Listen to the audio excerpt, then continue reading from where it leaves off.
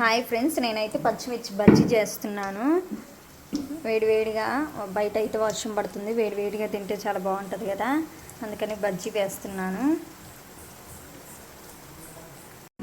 బజ్జీ అయితే కాలింది, ఇంకా నేను సైడ్కి తీసేసి ఇంకా 4 పచ్చిమిరకాయలు ఉన్నాయి, అవి కూడా వేస్తాను బజ్జీకి. కొంచెం పిండి మిగిలింది, దాంట్లో ఉల్లిపాయలు కట్ చేసుకొని పకోడీ వేస్తున్నాను. దూరంగా వేసుకుంటున్నాను. పకోడీ నాకు కరకరలాడితేనే చాలా ఇష్టము, అందుకని కరకరలాడేటట్టు వేసుకుంటున్నాను. పకోడీకి నూనెలో వేసేటప్పుడు జాగ్రత్తగా వేసుకుంటున్నాను, లేకపోతే నూనె వచ్చి మీద పడిద్దని. ఇంతే, వేడివేడి బజ్జీ పకోడీ రెడీ అయిపోయింది. మా వీడియోస్ నచ్చితే లైక్, షేర్ అండ్ సబ్స్క్రైబ్ చేయండి. మా ఛానల్ని ఫాలో అవ్వండి.